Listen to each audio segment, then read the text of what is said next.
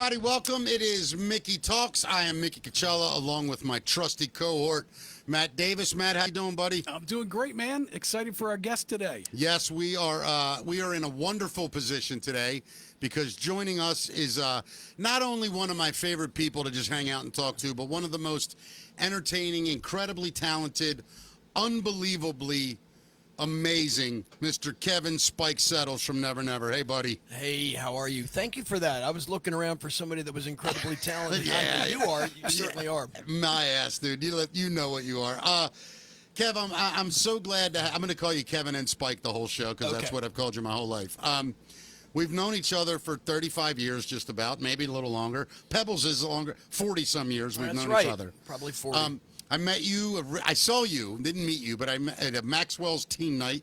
I was about 15, 16, 17. Oh my God, I remember Maxwell's. He had a band called Pebbles and the Bam Bam Boys, and I just remember you were amazing to watch at a young age, very charismatic, an incredible singer and great performer. And this year, Never Never, one of the greatest bands to come out of this town, celebrates how many years? 37, April 15th. Wow, And you have man. been- Tax day, That's baby. amazing. You have literally been in the band the entire. There's never been a Never Never without you. Correct. Are you the only constant member in the band? Yeah. And where did the Spike name come from? Have you always been Well- Spike and Never Never? No, that goes back to the Gerards days, and I was playing drums back then, and it was when punk was brand new, and so I had the Spikes going. And, Yeah. And this real charismatic guy I used to work with named Brian Durham, great songwriter, a real nice Southern accent. He's a cousin, he's a brother of Spike. He started calling me that, and it stuck like glue. So That's amazing, man. it's worked. It's worked. Yeah, dude. And the cool thing about you, and like other guys I'm going to talk to, when you're young and you're impressionable, which I was, you see something and it sticks with you. I've heard a lot of musicians or comedians talk about the first time they saw a famous person and what it meant to them. I have different stories about the way I was inspired. I was inspired by local people. I didn't need people to be famous. I didn't need people to be on posters. I saw it with my own eyes. I was smart enough to know, wow, that dude's incredible. And you were one of those guys. I think back years ago, Brian Jack, I saw him for the first time, and I thought, that dude he has everything any rock star has. You the same way. Rob Fahey, Keith Brewer, like guys I think back on when I saw them. Timmy Steele playing drums. By the way, Spike played with all these people. Yeah, yeah. Every single one of them. I've never met a musician, Kevin, that in your name comes up, people don't just go, it's ridiculous. Like, nobody even knows how to talk. You're like an enigma. Well, the thing is I would tell you that honestly, the thing I have that probably serves me the best is experience. I'm good at what I do, but it's the fact that I've got so much experience that allows me to kind of be Yeah, good but in why were different you great situations. 25 years ago? I think have you're no idea. I was do. terrible 25 years No, ago. no, you were not. And I'm going to tell you something. Why you were 25 years ago is because you are, whether people like it or not, just insanely talented. Talent is something you don't learn. You can craft your talent. You can kind of learn a talent, but when you just have it, when you have charisma, when you have a talent like your voice, when you have a talent like your musicianship. I've seen you play drums, amazing. I've seen you play guitar and just sing, amazing. I've seen you play drums, amazing. There comes a point, Kevin, where We you got to hate go. you, Spike. Yeah, there comes a point, dude, where you just got to go, okay, I get it. I can do some stuff. And other people recognize it. So, when we started this show, I was like, I want to talk to the best people in town at what they do. And you're certainly at the top of the list on many of those things, man. Thank you, and I feel exactly the same way about you and Matt. You guys come in here and put this thing together, and it's been going so good. It's so professional. It's so right on the money, and it looks like you're coming. It looks like you're at one of the radio stations or the TV Yeah. station doing what everybody wants to see anyway, which is listen to you do your thing. Thanks, bro. I listen. I'm Matt and I started it. You're our 15th show. Like it's infancy, and you know, to be able to start a show and talk to people like you has just been I mean, one of my single favorite things in my life. That when I started something after walking away from all of it 12 years ago, whatever it is, it just picked right back up, and everybody just walked back in the door. The spark is back, It is. man. I think a lot of people are noticing. Yeah, too. I feel like myself again. You know, I feel like who I used to be, and you know, I'm getting there again. And You've always been who you used to be. well, I know what you're saying, and I appreciate that, bro. I do. I really appreciate that. And I want to tell you something. You have given me something. I never really explained this to you over the years. You've said something to me one time. I was in a low spot. I came out to see the band. We were talking. And you could tell. And you're a cool way of doing things. You just pointed at me and said, dude, you survive. You reinvent. You always come out on. You said this to me. You said, I've watched you 5 different times reinvent yourself and win. Yeah. You're going to be fine. Yeah. And you said that to me, and I'll never forget it. And I think what I said next was, and if it doesn't work out, just Yeah. think about that poster of our galaxy with an arrow that points to a little spot of light that says, you are here. Nothing means anything. You're right. Nothing means anything. I love that so much because it's That so is- true. When you're down, just remember that you're just floating around on a rock out in the middle of space, and it doesn't mean anything. None of it means we anything. had this conversation last night, Vic, didn't we? 100 freaking percent. We had this conversation last night. It's so ridiculous the way that we overthink things. And like, dude, we were talking about this before we went on the air. How lucky are we that we do what we do? And we float around on that little rock, and the arrows point to us. And I'll tell you, I'll seg it over into art is everything. Art is life. It took me art a- is life. It took me a really long time to, I guess, truly understand that when you put something out in the world, people either receive it or reject it. And I've been very fortunate in my life that people have received a lot of things that I wanted them to receive. Like, I feel like now with this show, I'm seeing that people actually did hear the message. And that's good for my soul. You know what I mean? I'm so thankful. You know, and thank you for doing this, dude. I know I you got love this. I Anything know. that you're doing, you know, you can just call me. I'm there. It means the world to me, man. So let's get into some stuff. One thing I wanted to talk to you about is the band, the longevity. 37 years. Now, here's the weird part for me. A lot of times you hear, oh, a guy's got a band, it's 37 years old, and you guys sitting there playing polka music, whatever. You know, it's some couple dudes in a corner in late in life, and they're still playing their little thing. It's background music. You go to see this, there's not 4 25-year-old kids that can follow that. There's not. I say this all the time. Where's the young band that Never Never can open for? Yeah. There's none. Nobody wants to go on after that shit show of awesome. When I say shit show, I just mean like you're like, holy No, shit. we back up and we dump it all right there. we did that to a band last weekend out in Hagerstown. The Aerosmith tribute. Yes. So when I heard they were going on second, I literally said to myself, I went, these boys aren't serious. Unless Steven Tyler and Joe Perry are actually there, Right. this show is a disaster. How'd it go? It went fantastic, and you know it was their show, and when you're doing an Aerosmith thing, you got little checkpoints that you Yeah, got to do, and of they had course. all those things checked. Yeah. And just talking to the singer guy, and he's like, "Man, you know, we just got back from Dubai, and Right. and you get to you're do like, some cool shit." you're like, I just got back from Catonsville. Right. Oh, I was thinking, God, Dubai, I got to have to pack and be at the airport at 3 o'clock in the morning. No thanks. I'm gonna sleep in. I might do that next week. Yeah, I look up Dubai on the internet. But Kevin, like I think about the lineup around you. Not only are you spectacular, but because of that, and this is the thing you need to get in your head. Because of that, anybody wants to play with you. Anybody worth their weight in their musicianship would want to be in that band. And that, my friend, to me, is the ultimate compliment. Well, it's one of the, for rock dudes, it's one of the most, it's the songs you, not so much anymore because there's so many great bands Yeah. in hard rock and different Sure. genres. But when we were coming up, that's the songs you learned to. Yeah, man. And so The one thing that was sort of sitting out there that was the hardest thing to get was a singer. Yeah. And that's part And- of why I became a singer. But when I think back, so your original guitar player was Dave Bell. David Bell, fabulous. It was David's idea to do the whole thing. It was David's idea, do wasn't it? the whole thing. It was like, let's do a band that does mostly Zeppelin. Yep. And you were like, people were like, nobody's gonna. Yeah. At that time, it didn't make sense really, but until you did it, and then everybody went, holy shit.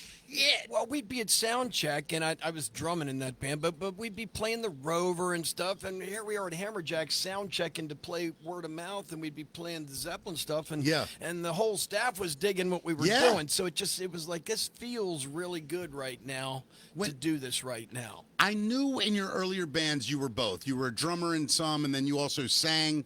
You sang and played in. And everything before Never Never, You I were was a drummer I singer. was the drummer, Right. Drummer. The first time you got out from behind the kit and walked in front of an audience and stood there, do you remember it? It freaked me out. It was at the Power Plant Live. And so that's your first show with Never Never? It was me singing "Dream On" with Word of Mouth while John, who set up my drums, went back there and played drums. So your first time as a front man was with Rob Fahey's Word of Mouth. I'd sung with bands when I was in my But I'm teens and saying stuff. where it Yeah, was that like- I think that was the time when David went, now there's a good direction to go. Let's Yeah. go that direction. Yeah. And so I was like, "Are you sure?" And he was like, "Yeah, I'm real sure about this." And so we worked it up. And then, how convenient that Timmy Steele, maybe the greatest student of John Bonham there is, Yes. and Lee Townsend, maybe the most coolest enigma bass player, plays it upside down and backwards, left hand. It's the craziest combination of musicianship that I've ever seen. Well, we tried to get Timmy at first, Oh, I didn't know this part. and Timmy didn't want to do it. He'd just come off of the Ravens thing. Yeah. He's just trying to start a business with some. Anyway, he didn't want to do it, and Yeah. so we went out and did it 3-piece. I was playing drums And singing Zeppelin? on the first Never Never gig. I played one set and said play, and Timmy came to that gig and he sat in second set and he stayed for 10 years after that. Is that really how it happened? Was Yes. that 15 Mile House? Yep. Now, let me tell you, I never got a chance to go to the 15 Mile House. It was a blast. But I remember this. Every Wednesday, was it? Every Wednesday. They would play the 15 Mile House, was it in Westminster or above that? It was Reisterstown. Just Okay. as you get north out on Liberty, Well, Reisterstown Road, actually. Yeah. And so I was from the east side of Yeah. Baltimore. I never even knew. But I'd be like, and I was just starting in a band back then. And, you'd go, I want to go see him. I'm not driving 45 minutes, though. So I was so jealous because I'd always hear about the 15 Mile House. Well, that thing was also part of sort of the plan of the band, I think, in David's mind was, I'm going to put together this thing that's playing this cool old rock list, and we're going to do it in this stinky little rock and roll blues club. Yeah, man. Just like Led Zeppelin used to play over in Yeah. England or Yeah. Cream Yeah. or any of those other bands. Yeah. And that's what it was. Yeah. That's what it was. But I think what made the song list is incredible. Let's not. There's Never a Never lot. is a song list. Yes. And the thing, what's amazing about it, though, I've seen good bands with great song lists. But when you're perfect at it, Oh, I mean, you guys have it dialed in, especially now after 37 years. You guys have it dialed in, right? Every single time we do it, it's different. That's how come we can get to that place. I was getting ready to say, Matt, you go see a band. Every band I can go see now regularly, I can kind of predict what's next because I've seen them enough. Yeah. The set list is always the same. You rehearse, whatever. And there's nothing wrong with that. It's professional, it's organized, it's detailed. That's what we do. Terrible at that. Kevin walks on stage and goes, all right, Black Sabbath, Aerosmith, or Zeppelin. Which one? Yeah, what do you want to hear? I'm not playing any of those. But and then I've just walked up to you, and I just obnoxiously, he's in the middle of a break, and I walk up and I go, play AC/DC. He'll stop talking and he'll go, all right, and I'm like, yeah, thank you, and I walk away. But it's just like, I can't explain. I'm almost having difficulty for a guy that's a wordsmith and talks for a living. when I truly think back on my life, bands like yours, whether it's a cover, that's another thing I want to address. This whole cover band, original band horse shit that everybody, oh, he's in a cover band, he's in an original band. Listen, I don't give a rat's ass what you do. Like, if you're a comedian, if you're a musician, whatever it is you do, if you're doing the art for the sake of the art and entertaining, it's the greatest thing in the world. Sure. Like, everybody shut up. All you original guys that sit in the back with your arms folded, that's where you'll be in 30 years. In the back of the room with your fucking arms folded, talking about the guy succeeding. Just shut up. Like, enjoy it. Stand up with the rest of us and have fun. Like, I've never understood it. I think it's a joke. I think there's guys out there. You are literally in the top tier of what you do anywhere in the world. There's no arguing that. I'm going to say that, well, the guy doesn't write original songs. Elvis never wrote a song. Is Elvis a piece of shit? You know what I mean? Like, it's enough of this. It's the best thing I've seen entertainment-wise around town. Baltimore Symphony Orchestra is a cover band. It's about playing the best music, and performance is art in itself. What Absolutely. you do is performance. That's all it is. It's performance. That's what we're doing. Yes. People, you know what's crazy? Now, in our days, Matt, Kevin, you used to pay $5, $10, $15 to go see. A lot of these places now, you just walk. The clubs are just eating it. You know, you could go see this stuff for free some places. And, you know, and one of the things that really blew me away recently, I talked about this when Dennis Shockett was up here, was the Barrel House.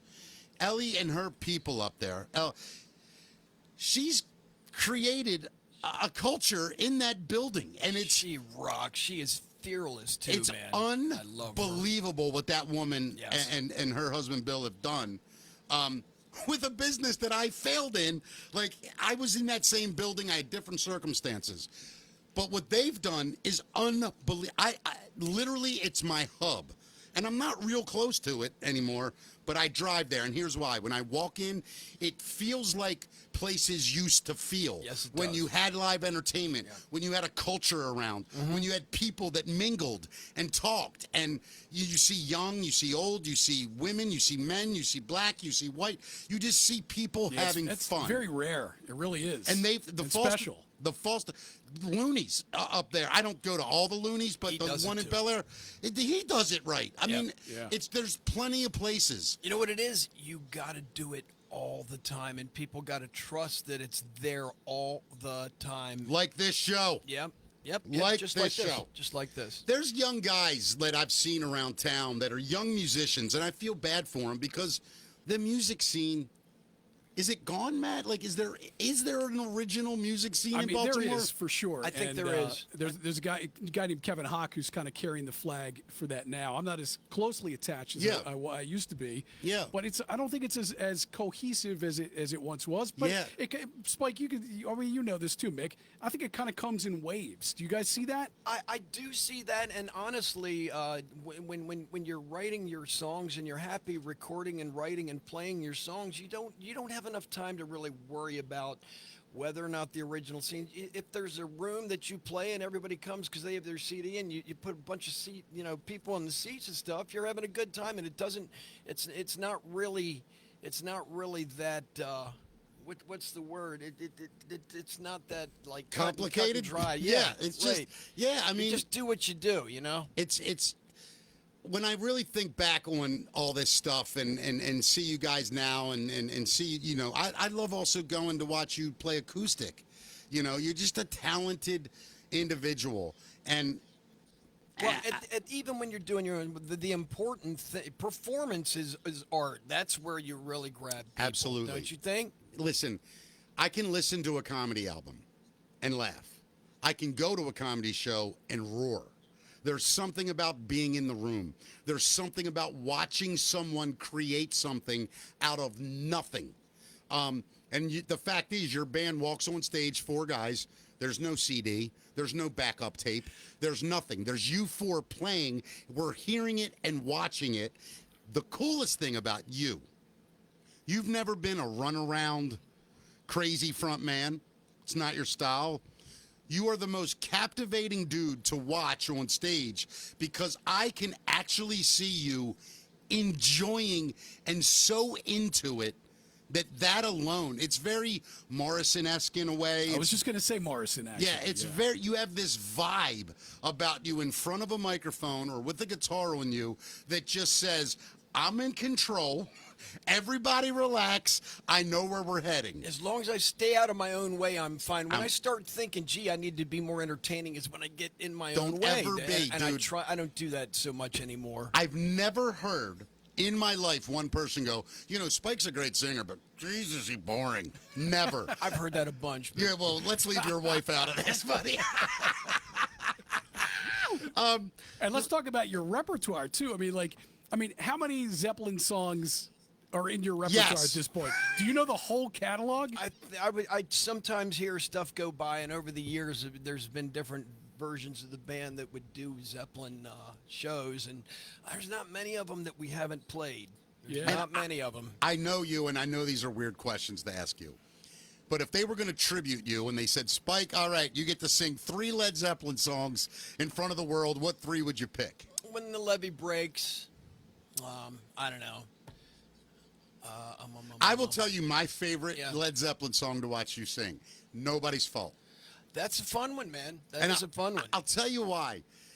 To me, that song has so many dynamics in it vocally. He's real calm at times. He goes through the roof. He does his Elvis impression. Yeah. Nobody's fault but mine. Dude, and you handle, that's the other thing. Some people will call Robert Plant one of the greatest vocalists at top 3 or 4. A lot of people.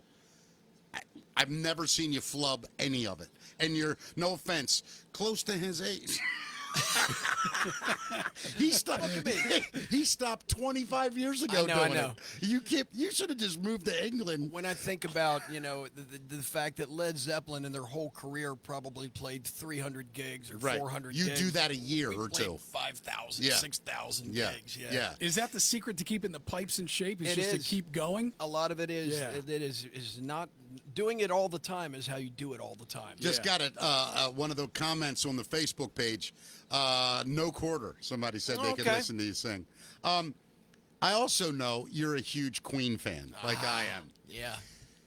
I have never, other than I think Tie Your Mother Down, I don't think I've ever heard you sing a Queen song.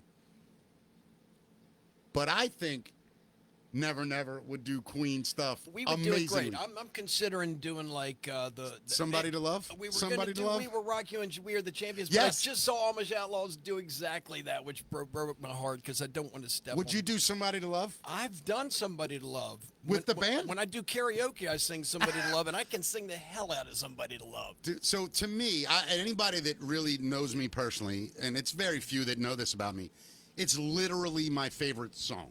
That's a wonderful recording too, man. Same here, man. All-time favorite Queen That song. literally gives me chills. When you And- listen to that mix in headphones, Oh, it's my like God. what they have put together there is on the level of some of the greatest artists in history. I've heard guys. Like you. I'm a huge Freddie Mercury fan.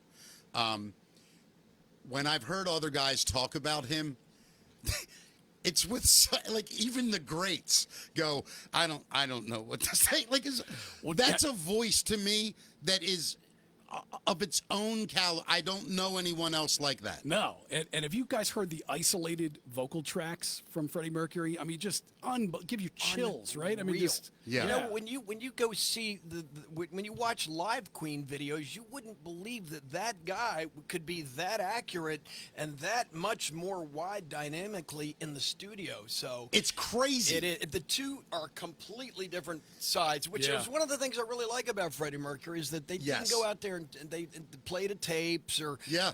they just did a live version of it and there's the record version of it. And the thing that one of my favorite quotes, I saw him being interviewed one time, and he's chain smoking like he always did, drinking his coffee, and somebody says, "Do you think you were a great vocalist?" And he had the best answer. He said, "It doesn't matter to me, but apparently, darling, many people do." And it's such a great Freddie Mercury answer. Yeah. So Freddie Mercury, It's right, unbelievable. But Spike, listen, you're one of the greatest, dude. By the way, 77 people active in the room right now. That's active. That's talking. beautiful. Is that a lot? That's Spike. Right, Dude, that's Spike. Hey, It's my crazy. friends. It's crazy, bro. But listen, I'm going to tell you, we're going to move on here, but it is such a treat for you to be sitting here with us. You'll be back many times. I had Dennis Shockett up earlier on the show, who spoke glowingly about you, by the way. And it's just so wonderful for all of you to be a part of this. I'm so fortunate that I'm kind of in this weird position of the music community. It's I'm our no little musician. club. It's a little yeah, but club. I'm not a musician like you guys. I know how to play a couple things, and that's the end of it. But for me, you guys have always embraced me and made me feel like a part of it, like I belonged in it. And I just want to, with this show, return that favor and let people know everything about all of you. I just think you're all incredible. Wow. This sort of thing just adds to the awesomeness that is our music scene, I think. I love really it, man. Does. All right, well, we do a thing every day on the show, Spike, called That's the Facts, Matt. I can dig it. It used to be That's the Fact, Jack, but I changed it to Matt. And now it's time for That's the Fact, Matt. What's up, buddy? Well, let me ask you guys a question. Do you guys, with your computers, do you put like a little sticky note or something over top of the camera when Nope, you're and not I using sit it? at mine nude. I could Yeah? care less if anybody sees How about me. you? Spike? Yes. Yeah? Blocked camera. Yeah, I I- could care less. I do now, and Why? This is even better reason. Well, this headline right here: a pharmacist has been accused of hacking computers to stalk and spy on coworkers via webcams at Maryland Medical Center. It's happened at the University of Maryland Medical Center. He is facing a class action lawsuit that accuses a pharmacist of hacking computers to watch doctors undress and breastfeed. The lawsuit, which was filed on behalf of some current and former UMMC employees, accuses the pharmacist of a decades-long cyber voyeurism and cyber stalking campaign. You know, the weirdest thing about that story to me is this.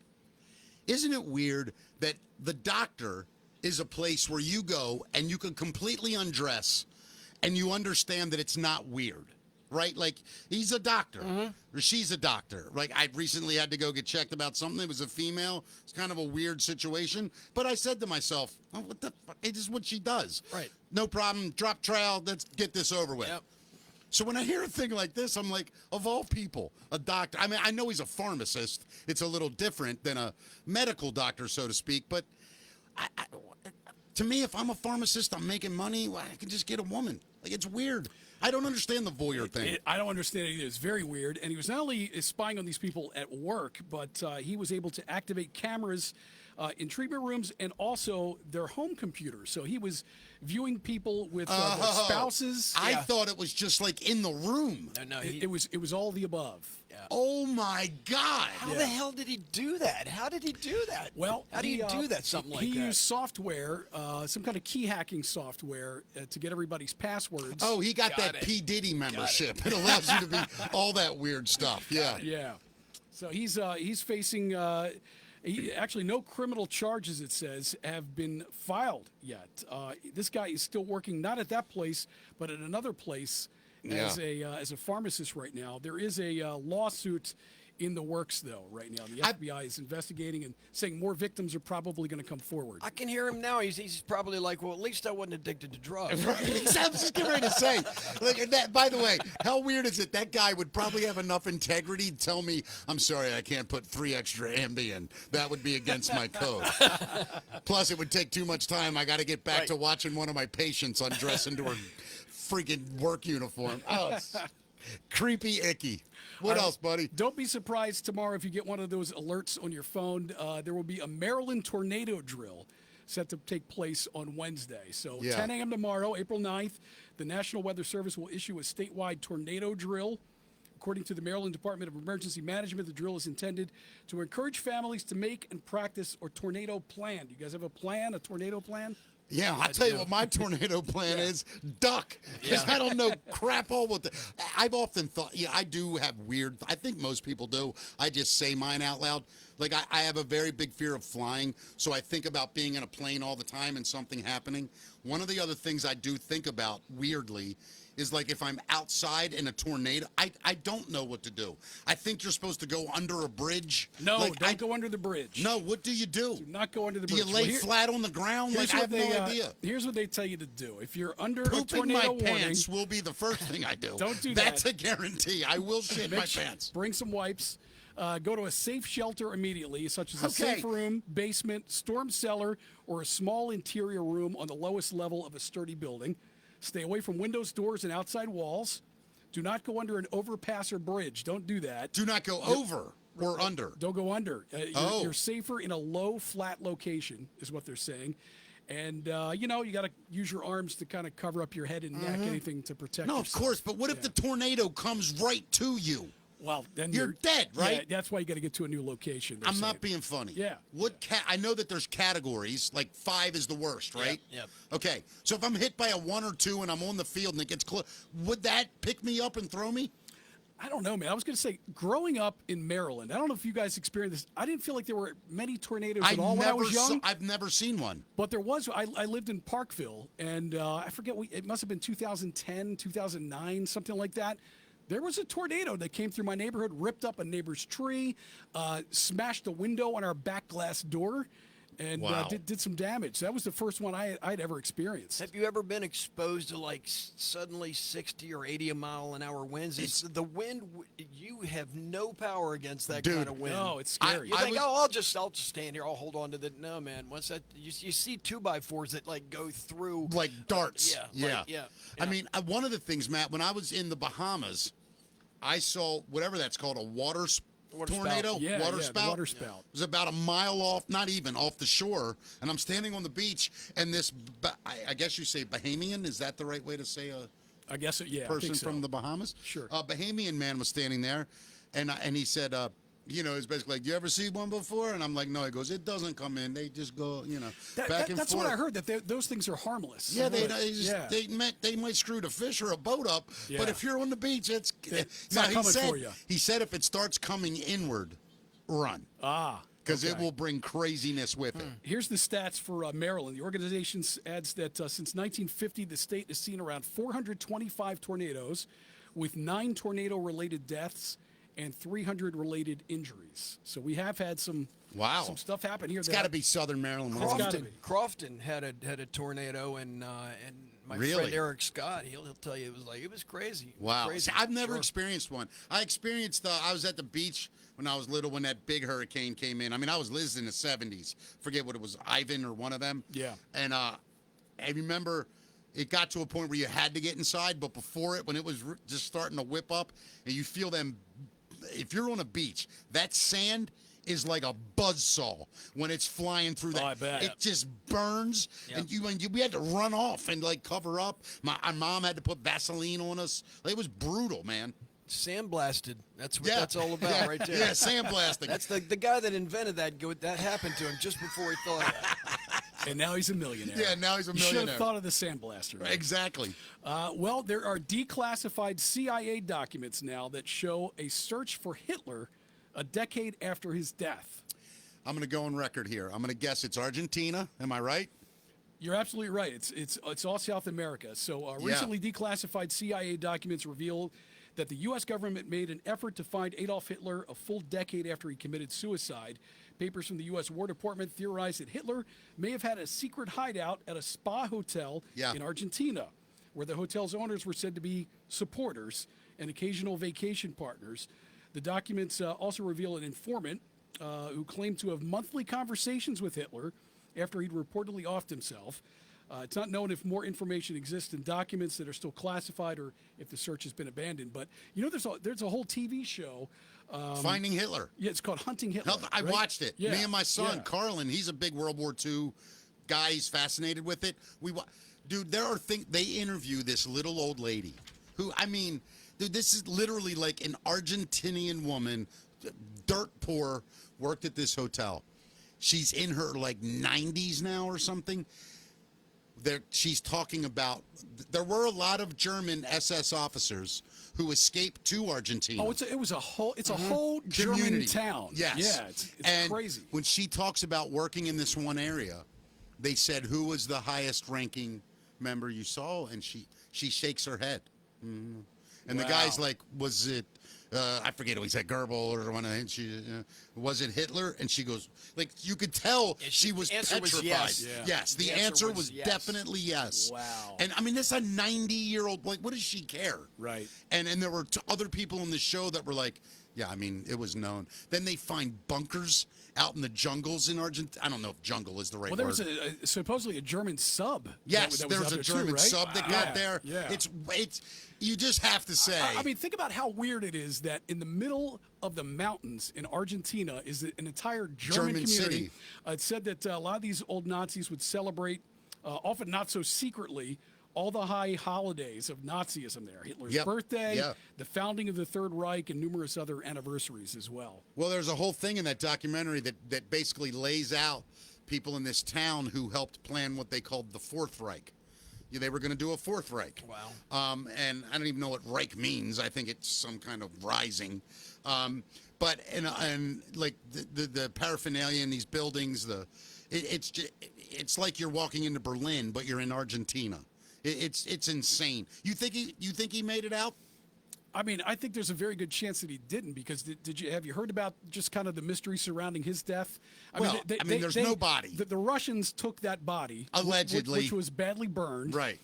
Supposedly, somebody did some type of DNA testing or something, and the corpse, or the remains, I should say, are not of a man. They're No, of a woman. They're of a woman. Yeah, so Correct. it couldn't have been Hitler. Right. I mean, I firmly believe. Listen, if you are, let me ask you a question. Yeah. You're the president, or whatever he was, emperor. I don't even know what was he. What was he called?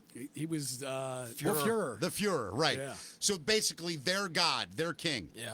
You don't think he had an escape route? Yeah, he had an like escape route. our senators have No one. question. Yeah. Yeah. They were coming for Yeah, him. It Johnny was O, the done. county executive, he probably has an exit plan. Right. I guarantee you Hitler got out. And so much money. I mean, they were so incredibly wealthy. The So. gold they had. Yeah. The art they had that they stole. It's insane. Yeah. I do think Hitler made it out. I do think that the big powers knew it. The CIA has spent millions of dollars searching Looking- for him after his quote-unquote death. Bingo. So, Yeah. I mean, and there's German scientists that the U.S. brought in that basically became U.S. citizens that told the government Hitler's not dead. Like, find his ass. Yeah. You know? You think It's crazy. Guy's probably dead now, I assume. The only thing I will say, if he did make it for any period of time, I think Israel would have found him. And what I mean by that, Mossad, their special intelligence agencies might be the best in the world. Yeah. And they caught just about everybody that escaped. And Power at the very, very top of the world, though, is a tricky thing. of course, man. That's a because little you club know of about people. other things. Yep. You know about, at that time he knew about, who would it have been then? Who was our president? Roosevelt into Truman. Right. Those guys, like, I'm sure they had skeletons. Sure. And I'm sure Hitler's thing was like, hey, you let me get out of here. I'm going to You shut out up. me, I'll out you. Right. Yeah. Sure. And so I think that's happening right now, by the way. We're not Yeah. going to get into it. I never saw the end of the series, so I didn't either. I got to go back. binge and look at that. Me too, Yeah. buddy. What else we got? So, I don't know if you know, but dire wolves have been revived. Oh, I just saw this. Crazy. I mean, we're creating Jurassic Park here. It's 100,000-year extinct animal, it's right? 10,000. I'm sorry, 10, So yeah. scientists have reportedly revived the extinct dire wolf, which vanished approximately 10,000 years ago. Yeah.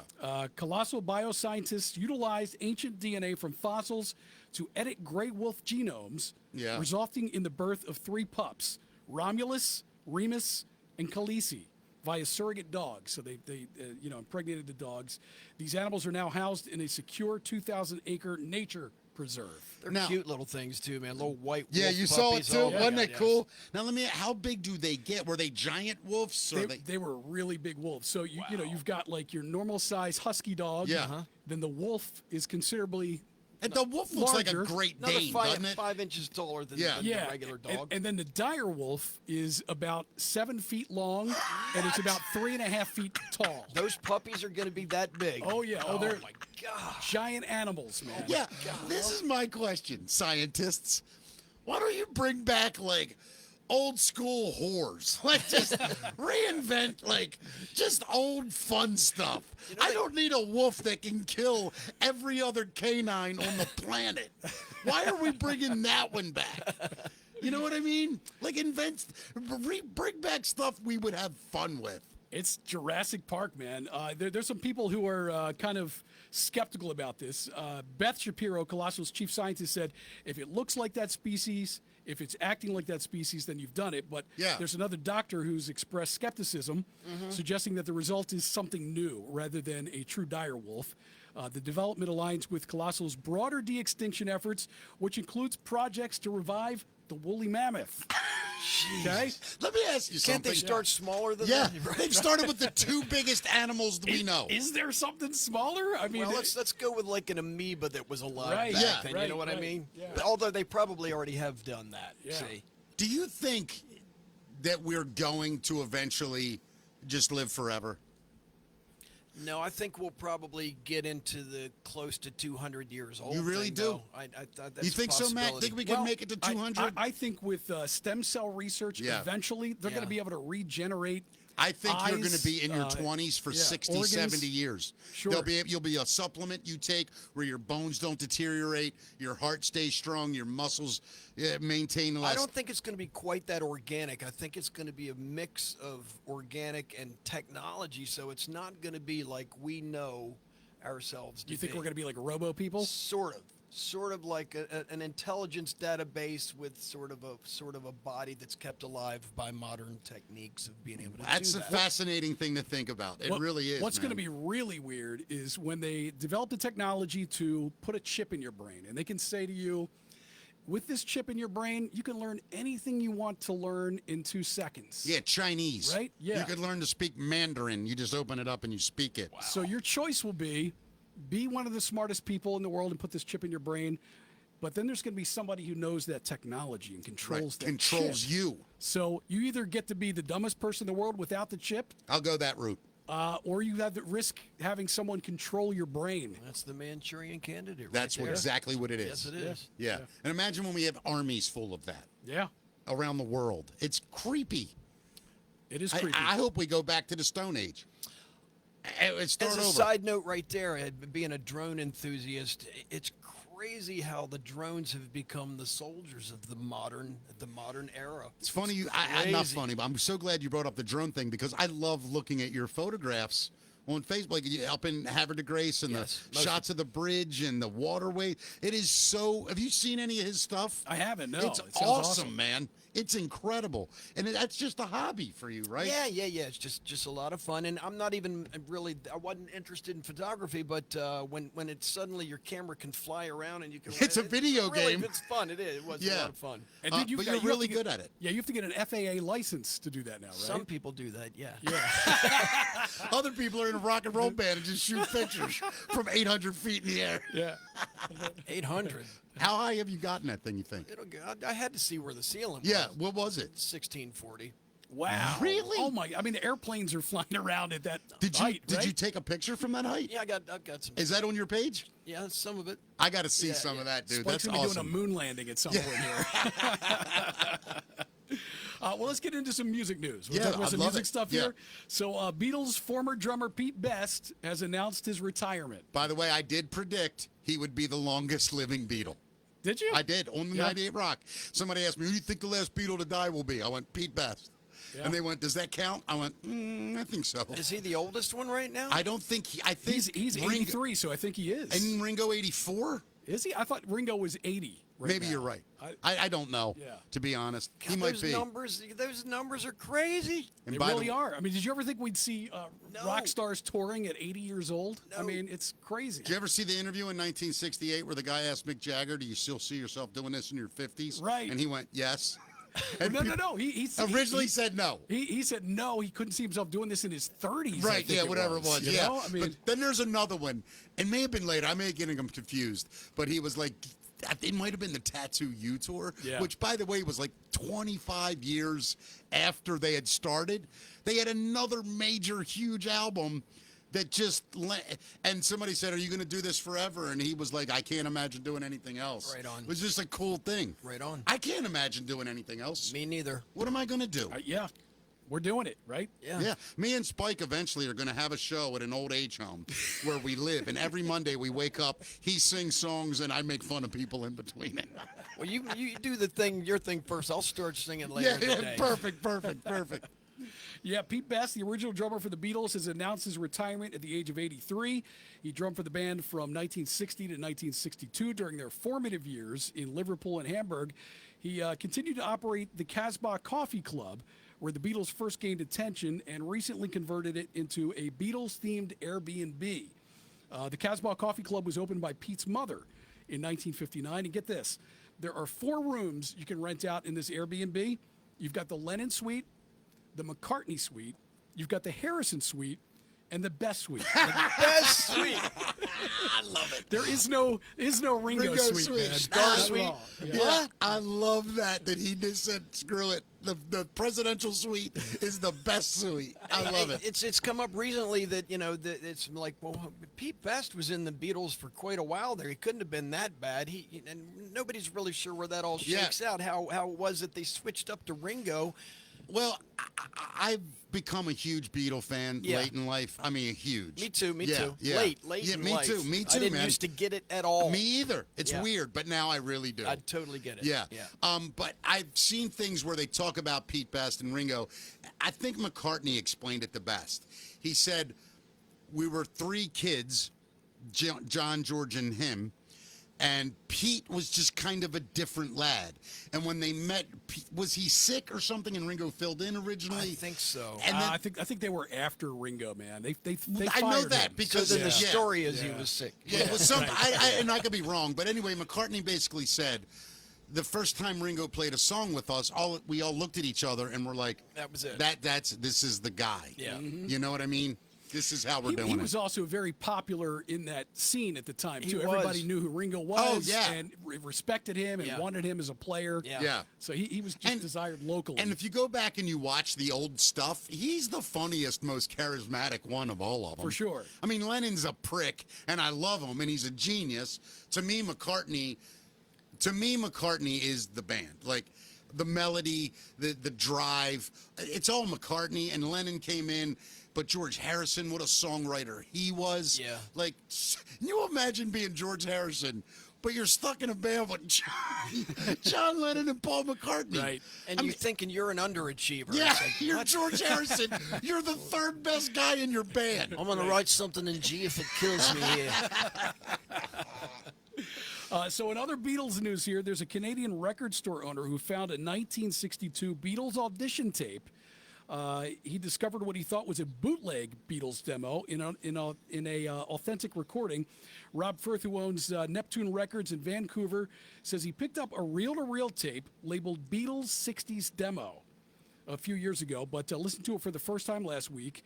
The Beatles, with Pete Best on drums, is the recorded audition demo for Decca Records on January 1st, 1962. Decca famously shut the Beatles down. They said, nah. I think we'll pass on the Beatles. Yeah, we're gonna go with Engelbert Humperdinck. Yeah. I want to hear that tape. I want Me to too, hear. bro. I want to hear because drums is so important in songs and in live performance. The drums is It everything. changes man. everything, It dude. does. It changes everything. Yeah. He posted his find on Instagram and included a video of the reel-to-reel playing the song Money. Firth said if Paul McCartney walks into his store, he'll give Sir Paul the tape.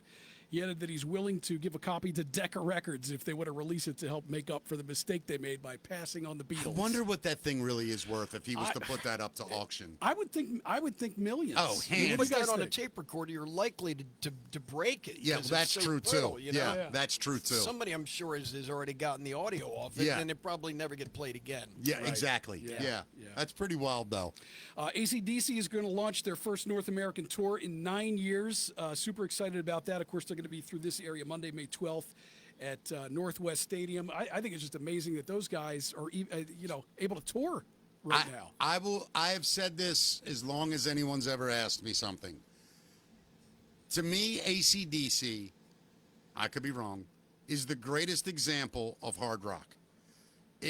You hear it, You want to fight, you want to have sex, you want to drink, you want to smoke pot, you want to do everything human emotion has. I don't know a band that is just more pure rock for the sake of four on the floor with a guitar and a guy that sounds like he's dying singing the coolest shit you've ever heard. I don't know. I know you like them. Timing was so important with AC/DC because they showed up right at the height of the punk thing where Yep. the Damned and the Stranglers and all those cool hardcore bands, Yeah. even local bands Yeah. like the Bad Brains and Yeah, stuff. yeah. And so AC/DC comes along when like Led Zeppelin put out a record or whatever, and it Yeah. sort of like fell flat. Yeah. And then here's this rock and roll sound with this guy, and vocals weren't pretty in punk, and that No. was what was cool about Yeah, it. they- And then Bon Scott, you're like, that guy's voice is crazy, but he's so good at it. He was so good at it. And people forget this. That band started in 73. Yeah. But Highway to Hell was the first album that we all knew in this country. Sure, there were guys and girls that knew them, the cool people, but the masses heard Highway to Hell. Or maybe Dirty Deeds. It's one of those two, but they were very similar. And then when Highway to Hell hit, their entire back catalog, we were given all at once. yeah. So we got all of AC/DC's first 5 years at one time. Well, when that thing happened that I just described with punk, Powerage came out, and that Oh, is my such God. that's the record to me, man. That's Oh. that's the AC/DC True. record. Powerage Is- is the record. To me, the best song I don't know why. It just sums up everything about is High Voltage. The riff, the tempo, the vocal, all of it is just you hear that, I picture a Scottish army about to go over a mountain Right. and just fight. Yeah. That's what AC/DC is to me. One of my all-time favorite bands, and "Long Way to the Top" was the Oh. first song that I bonded with my daughter when she Cool. was really young. That's awesome. You know? Yeah. My wife hates it. Hates Right. AC/DC. Oh, I get it. Which hurts me. Well, it's a weird thing to me. AC/DC is a lot like Rush in that it's a guy thing. You're right.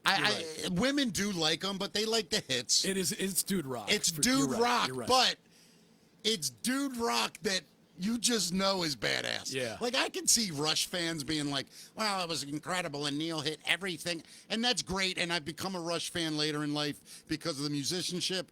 But I don't really give a shit. AC/DC, it does something to me. It's a party, man. Yeah. I'll take a good honest hate for a band.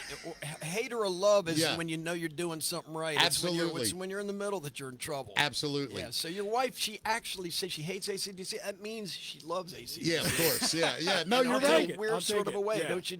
Yeah, I agree with you, dude. I like that It philosophy. has that effect. It has that. Yes. It's Right. the effect. I agree. Visceral. And how about the fact that Brian Johnson is able to tour right Good now? Lord, I thought his hearing was shot. Did you hear the story about him? No. What is it? What is it? So yeah, he I think it was 2016. He had to drop off the tour because he just couldn't hear. Wasn't he? Couldn't sing. He couldn't hear. Is that Right. when Axel filled in? And then yeah, eventually they got Yeah. him to fill in. In the meantime, he was going to these doctors, and they fitted him with some kind of contraption that actually uses his skull as a speaker. Wow. And essentially restored his hearing enough so that he could go out and tour and sing. Well, it's called acoustic something that what you're talking about. Yeah. I don't remember, but basically they redirect the eardrum to bounce off of the skull and send it back in so that they can hear it. It's insane. It's incredible. And I mean, it's a so miracle. Your brain is suddenly getting this different version of what it grew up with. But Correct. It adapts to it just like Immediately. when you have your vision done, your brain, at first it's all blurry, but then it sucks it up and it adjusts. yeah, when you really think about who we are, it's It's freaking crazy, man. And don't forget, we're on a rock floating around. With a just blue out arrow in- pointing at Just it. a bunch of cavemen, you Yeah. know? Yeah, it's yeah. crazy. So, becoming Led Zeppelin, I'm sure you've seen this, Spike, has become a huge hit on the big screen. It's now in your home theater as the documentary will be streaming on all the different digital platforms. Did you get the chance to see it in the theater? I or- didn't see it. I'm Really? waiting. I will see I'm it. surprised. Yeah. Yeah. So you can go home and watch it on Prime Video or Matt, I have a serious problem. I've never had this problem before. yeah. I have to go to the bathroom. Do it. Do Can it. you We'll and talk Spike about talk? Led Zeppelin. Perfect. Yeah. I'll be right back. So, the thing that I loved about becoming Led Zeppelin is that, first of all, this was the first documentary that was authorized by the band. So you're getting, the story told by the members of the band themselves. The way they wanted it told. Yeah. And the surround, like Jason, I hear, plays a big part. Have you seen it? I have. I saw it in the Okay. theater, Yeah, actually. I didn't see it. And not only is it the living members there, but they found this lost footage of John Bonham that has never been aired or released. Cool. And you hear John Bonham talk about the story. So that was very cool, you know? Yeah. Yeah. Certainly one of the great chemistries of all time, Led Zeppelin, and just like the Beatles thing, that balance of chemistry. If this guy was there, this guy did this. The Led Zeppelin is that all over the place. I know that Zeppelin's sort of some people, it is another love-hate thing. Yeah. There's a lot of people that are like, I just didn't get Zeppelin, and I kind of didn't until I did. I can't even imagine that. I Yeah. think I got it right away. Yeah. I think I felt it right away. Yeah. And another thing, a cool thing I think you'll enjoy about this is not only is it told from the band members' perspective, but most of the documentaries that I've seen anyway on Zeppelin usually take place when the band is huge and they're superstars. This was about Led Zeppelin coming together. That's so the it was, most fun it was part. Pre-Yardbirds and Yardbirds Yeah. and how they got together. And it ended, it ended really on Zeppelin 1 because they were kind of recording Zeppelin 2 in America as they were touring.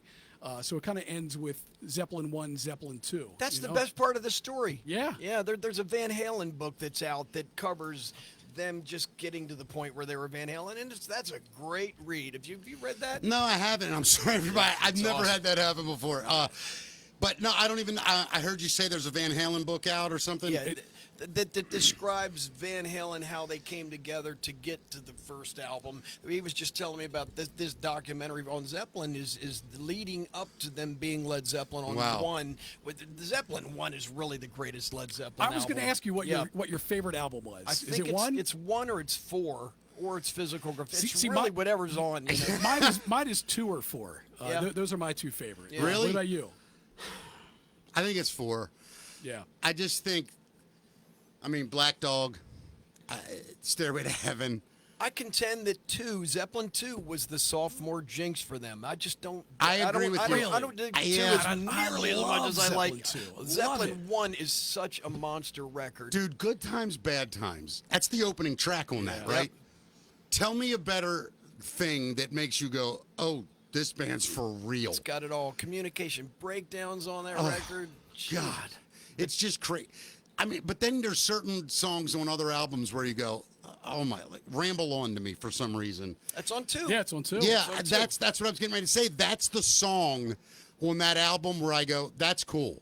The rest of it, I'm kind of I like, mean, and it's cool. Heartbreaker, Living, Loving Made. Those are great. They're great. I'm with Spike. It's weird. I think Jimmy missed the mark on the production, trying to make it bigger than Than- 1. than they were, yeah. And it's sort of like imploded on itself, you know. And there's a famous group of Led Zeppelin 2 records that were printed and put out that were too hot, and they blew up speakers all over the place. So they recalled them and remastered it and made it weaker sounding. Wow. Yeah. Well, you got to remember the way they produced that album too. They were on tour for Zeppelin 1 while Yeah, they were recording recording this that, album right. Yeah. across the country. Right. So they were taking these big steamer trunks of tape, studio to Yeah. studio to studio, Yeah. racking it up and I guess recording during their downtime on tour. So that's got to affect the way your Sure. album comes out, I would think. And the success of it, and Jimmy's going, well, I've got to top myself here. And it's like you really kind of don't have to top yourself. And so then I think 3 goes back to them realizing,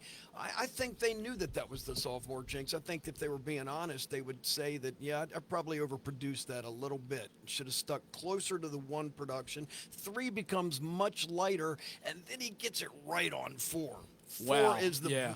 monster record, I mean, for me, man. those first 4 records are just, just They're unbelievable. unstoppable. The Yeah. production of 4 is so gorgeous. It's crazy. So gorgeous. It's when insane. the levee breaks, think about that in headphones and just the picture it drums. creates. Yeah. Well, you know what's wild? So you met my son, Bob Michael. He's been on this show, but he's a huge music fan and he loves classic rock, and he is a Beatles kid through and through. But he likes Led Zeppelin. But when I brought him here to the theater and he saw you guys play, I remember him saying to me that night, "It's like I can't even. This sounds exactly like the album." Like, it's amazing. So when you talk about that stuff and the history of Zeppelin, that's what's so amazing about you and your band, Kevin, is that we all can sit here and recognize how special that was. And then to have the balls to do it and not be them and do it in some ways as good or better, it's unbelievable. I feel like we have always sort of played it in the spirit of what I just described production-wise. Yeah. And we weren't trying to play exactly what the record... I don't think we ever played the same song twice the same way. Right. But it's in the spirit of what they were doing, and we loved all the records, of course, but I still, when I play that stuff, I'm still sort of like assembling a banana bread right there, and that's Sure. my recipe, and it's Yeah. slightly different. I'm tasting it as I go. I get you it. know? You might have Yeah. put a little extra salt in this Yeah, time or whatever, It not needs enough a little sugar. of this right now. Yeah, sure. I get it. I love it. I think it's the coolest thing in the world, man. So, Spike, do you think when Spike's long gone and Never Never is long gone, is there going to be a Spike hologram that goes out on tour? I'm ready to do that. No worries. Well, Ozzy is still alive, and Sharon Osbourne is already planning his hologram. July 5th is the last show for Sabbath, Birmingham, England. Last performance ever by Black Sabbath. But Sharon, rather, is saying that the guys could live on as avatars. Isn't Gene Simmons all over that too? I think you're right. I think I heard you're- him. Of course, Gene sure. is, right? Yeah. Well, as soon as I figure out how to make $10 million after I'm dead with my hologram, Me and Paul don't have to go out anymore. Yeah, and then Paul comes in. Listen. I don't want to be a hologram. I'm the Star Child. For $5,000 right now, you can be part of the Kiss afterlife. And when you die, you can come and see our show. Go to kiss.com. KissOnline.com. KissOnline.com. You can not only live after death, you can lay there and you can be fine in a Kiss coffin. That's right. You gotta be buried in the Kiss coffin. Didn't Dimebag get buried in He a Kiss was. coffin? Yeah, he I think was. Dimebag Darrell from Pantera. Oh, did he with really? Eddie Yeah. Van Halen's guitar. With Eddie Van Halen's Lord. guitar. Yeah. The Frankenstein one, right? Right. Yeah. He gave I bet they have to protect that graveyard all I the didn't even think time. about that. You're right. I heard a rumor. I could be wrong. But that the guitar was not actually put in the ground with him. Oh, is that right? I don't Yeah, know who- if that's true. I wouldn't do that either. Would you do that? No, I wouldn't. If I was his family, Yeah. you know that would make someone dig that up eventually Yeah. and get it, knowing that's out there. I don't think that, I don't know, obviously, but I've heard the family probably took it and, it will be passed down for millennia. Yeah, well, that's smart. Yeah. So tell me, would you guys go and see a hologram show? Would that excite you, or is that like, Out of curiosity, I'd Yeah. certainly go. Yeah, check I mean, it I think out. I would. Yeah, if it was the Beatles or it was, Led Zeppelin or Yeah. something like that, yeah, I think it's the closest you're going to ever get. That's so true. I would do it, I think. especially if they kind of pre-planned it out and made it interactive with the audience, and you weren't just using old footage. Yeah. It could be something really cool. And AI will definitely put the Beatles back on tour. There's Right. no doubt about it. And as like technology rolls and so many bad things are coming out of it, that's one of the good things that's coming out of it. You know what I mean? I'd be happy to see where art goes in the modern technological world. I think it's limitless at this point. Yeah. Yeah, it freaks me out a little Well, bit. as a family member, you got to be pretty happy too that Granddad can still tour 20 years after his death, and it's you fun don't have to get a job. Yeah. Well, I'll be opening for the hologram show, and Yeah. I'll still be doing it live. And that's where I'll be. I'll be opening for Spike opening, so it'll be great. I'm right there. All right. Well, I don't know if you guys have seen the Rock and Roll Hall of Fame's fan page. It remains the same for a second straight week, with Fish still on top. So tell me who your votes would be for here. Who are the candidates? So you want me to tell you in order who the so Fish is in number one right now with Okay. 281,000 votes, followed by Bad Company. Should be above Fish. Go ahead. Yeah, I feel that Go way ahead. too. I'll tell the truth. Then Billy Idol, Second so far. Cyndi Lauper, Third. Soundgarden is in at number 5. Don't even think they belong. Then we got Joe Cocker at number 6. Should be fourth, Who third. should be in there for sure. Yeah. Chubby Checker. We got- Belongs. Yeah. belonged a long time ago. Yep. Black Crows. I really Oh, would love yeah. to see those guys. Listen, Yeah, let's man. be honest. Yeah. Let's be honest. I'm a huge Black Crowes fan. Same. Giant. But are they legendary. Like, they're neat, they're interesting, To me, they're they are, man. unique. To me, they were faces 30 years later. That's what that band is to me. It's Ron Wood and it's the Faces. Yeah. It meets the Stones, and I love it. But I'll tell It's- you this: if they you're- belong in it more than Soundgarden, in my exactly. opinion. Well, and they belong in it ahead of a whole bunch of other bands That are Black in it. Crowes were a rock and roll band. No, and I Yeah. love them, but I just think the Rock and Roll Hall of Fame is complete horseshit now. Yeah. It's to agree. weird, and you know, I was never one to say, oh, you can't put rap artists in there. I don't agree with that. I think there are some guys in the hip hop world that influence their type of music so much that they belong to be, you know, eventually they're going to have a hip hop Hall of Fame somewhere, and it'll kind of weird, but I get it, man. But the Rock and Roll Hall of Fame really honors popular music, and there's people that belong in it. I think they're kind of letting anyone in at this point. And it's weird to me. I don't know. And maybe because we were around to see the induction of it when it started, and it was the Beatles and Zeppelin and the Stones and the Who, Yeah.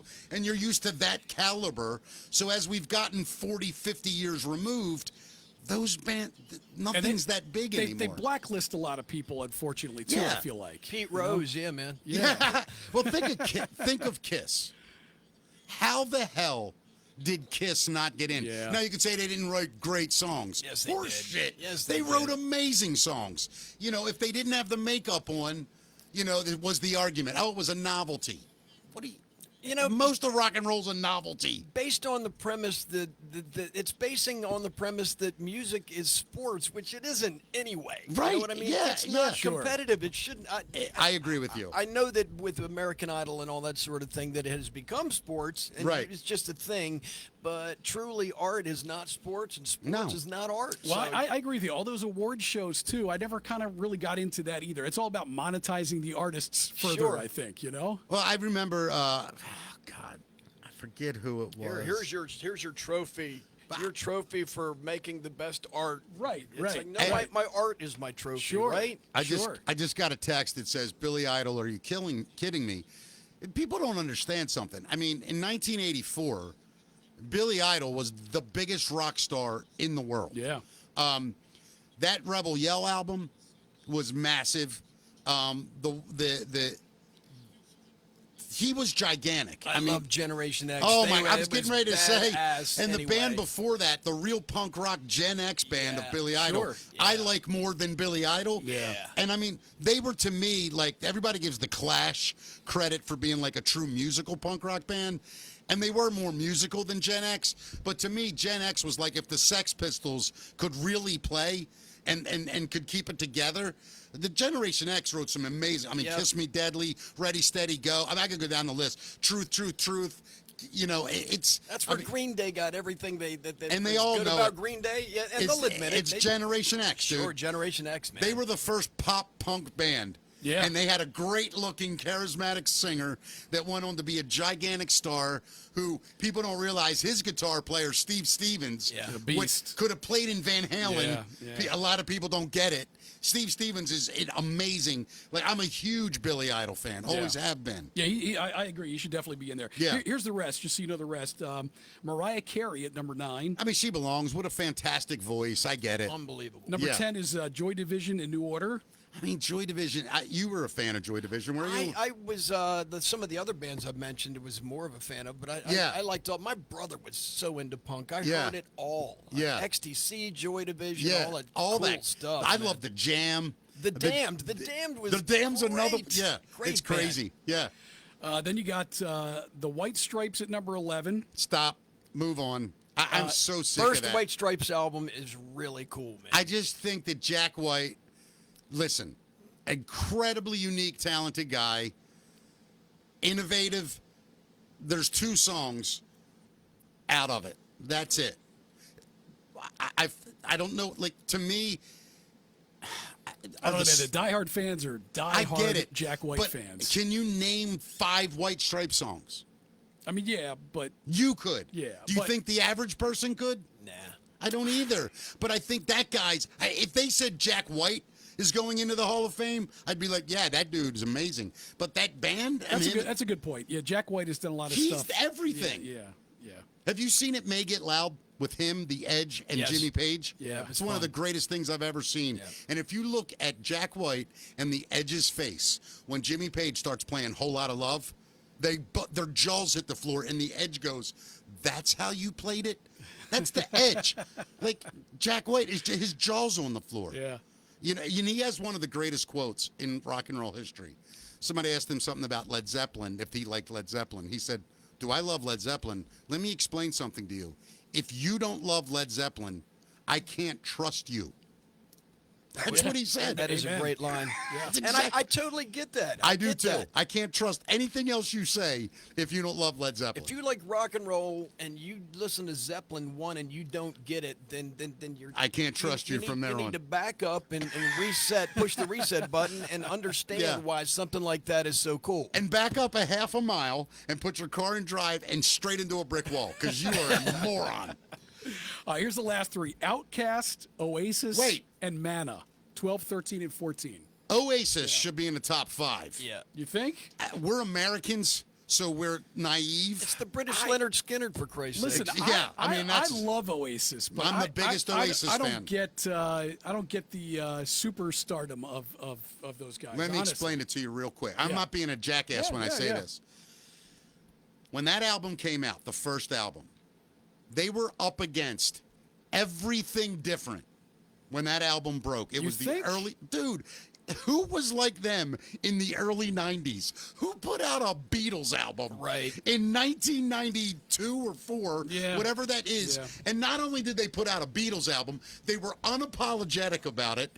And Liam Gallagher brought back being an asshole as a rock star frontman and has lived it ever since. Oh my God. Noel Gallagher, I will argue this till the day I die, is in a caliber of songwriters that very few are in. Yep. If you know the Wow. catalog, dude, some of these songs that You feel that way too, Spike? Well, I do, but I think a lot of their popularity was also this. It's a I really think that their story was one of the first Hands down. reality shows. Yeah. Those two brothers Yeah, fighting right. like the great songs, and then it was constantly in the news like Housewives of London or Yeah, something. yeah.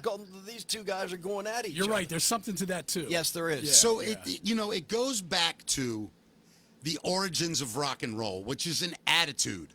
You look at Johnny Cash when he's given the finger. You look at guys like that back in the day who were true rebels, and in their British, pompous sort of Mancunian way, or Manchester way, they literally just told the whole world that they told the British press they were bigger than the Beatles. Yeah. Who does that? And you know why they did it? Because they sold more records than the Beatles. They were right. Like, it's crazy. Oasis definitely belongs in the Hall What do you of Fame. mean they sold more records than the Beatles? So, when I forget the actual album outsold, and worldwide, in England, outsold any album the Beatles had ever released. What's the story, Morning Glory? Yes. Is that right? It Dude, outsold that? It outsold everything. It had all the great songs on it. It had Wonderwall. It's got Champagne that- Supernova. For sure. Yep. It's just an endless album. It's Don't and Look Back in Anger. Yeah, man. yeah. I mean, come on. Yeah. I mean, Don't Look Back in Anger. Noel Gallagher point blank said, "I just ripped off Imagine." That's what he said. It's just C and F, See, just that- like that was Imagine, my whatever, feeling. C and G, whatever. Yeah. I guess that was my feeling. I was like, these guys are just doing the Beatles. Yeah, That- but listen, who's not rip? You, Well, you're right. Who's your favorite band? Who You're would right. you say? Who would you say? That's a tough question. but- Metallica? I mean, sure, are they so up? They're up there for me. They're Zeppelin. Black Sabbath, and they've just kind of updated it. Who's Zeppelin? Zeppelin? Who's Zeppelin? Oh Yeah. my God! Blues, There's- I mean, you could go down a list of bands that were Zeppelin. Yeah. The influence is the influence. I think Oasis did put enough sort of spark and attitude and grit into that Beatles-esque stuff that my son is a prime example. He found the Beatles because of Because Oasis. I was just going to say, Oasis, in a lot of ways, kept the Beatles Hands down. current and Yes. alive. It kept blood in their veins. Yeah. Man. Yeah. And- I respect all that. I wanted to hear from you guys. Sure. Your To feelings me, and thoughts on Liam it. Gallagher is the last rock star. I don't know another guy alive that lives it. Do you? Can you name another rock star right now? The way they is live. that the guitar player guy? No, the brother, the other singer. brother, the crazy one. Yeah, the crazy. He's my favorite dude on the planet. He will say anything, and he's hilarious. And I watch a lot of like British talk shows, and he's on. And there's a guy, Jonathan Ross, who's a huge. He's like their Johnny Carson Yeah. or David Letterman, and he goes. He goes, come on. And this is when they were fighting, for 10 years. They hadn't spoken. He said, please, Liam, say something nice about your brother. And he goes, he's a good songwriter. And he goes, anything else? He goes, that'll do. It's his own brother. You know what I mean? I love those guys, man. I do. All right, I got one more for you guys here. A British mother has now gone viral over a TikTok video she shared of her young son who opened an urn and ate her father's ashes. I don't know what to say. Yeah, so in the clip, which has been viewed more than 13 million times, Natasha's 1-year-old Koa is seen running around the living room surrounded by toys before the camera pans over to an opened urn on a table with ashes spilled around it. She then said, "My son has eaten my dad's ashes." Natasha was shocked as she kept the urn on a top shelf, but the toddler was still able to reach it. She says, "It took me a moment to realize it was, in fact, my dad's ashes. I was mortified." Hey, when toddlers, you got to watch them because they'll either eat a piece of cat shit or they'll eat ashes. It's one or the other, man. If you're not watching them. You are not lying, man. You are absolutely not lying. That's hilarious. Oh, my God. That's so funny. Natasha told the son her boy is absolutely fine and didn't consume much. The incident is similar to one earlier this year in which a Colorado mom left her toddlers alone so she could go to the bathroom and return to find out they had eaten her grandfather's ashes. I mean, that's one of the weirdest stories I've ever heard in my life, dude. I, mean, don't even know how to. Do you wait till he passes and you scoop it back up into the urn, or what? I mean, you got to put it on a cracker. You can't just eat ash. You got to have some texture. I might even sprinkle it on a salad. Give me some sriracha. I'll make it taste good. Yeah. I'm not going straight ash to mouth. What is this? It's got a warm kind of a warm taste to it, a warm brown sort of a note to it. You've heard the term ATM in porn. You know what that means? No. All right, we'll talk about it later. However, in this case, it means ash to mouth instead of something else. Not for me. If somebody gave you $10,000, could you eat an urn full of ashes? Oh. I'd do it for $5 now. I don't think I could do that. Ashes, once it's ashes, it'd be easier to eat ashes than it would be to I think I'd rather have somebody's right arm and give it a shot. No. Throw it on the grill. No, just make a sort of a pate out of it with some sriracha, like I said, and spread it on bread, and there you go. It would have to be super spicy. Mix it with cream cheese. It'd be great in cream cheese. You wouldn't even know it's there. These grandma bagels are incredible. Right. Who made this sauce? Well, Grandma's death. It's a family recipe. It's mommy's secret sauce, right? I love it. Yeah. Anything else, buddy? No, that is the facts, Matt. All right, thank you. Kevin Spike Settles, again, my friend, one of the greatest, most talented people I met. So glad to call you a friend Likewise. as well as a fan. I will, till my dying day, be a fan and come to support you. And I urge everyone, please check out Never Never anywhere you see them. Kevin Settles, Spike Settles, he goes by many names, performs all over town. It is a treat to witness, an absolute pleasure to watch.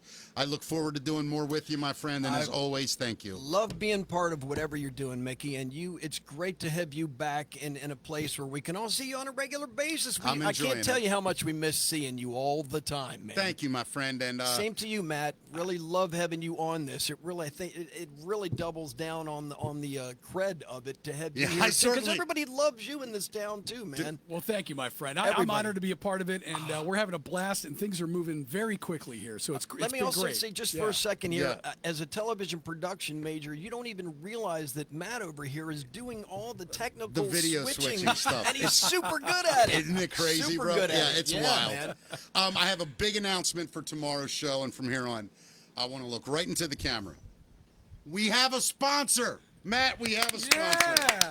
I'm going to get into it tomorrow. There's going to be a big block of, not huge, but a pretty big part of the show in the beginning. I'm going to explain this wonderful company. I'll say their name now.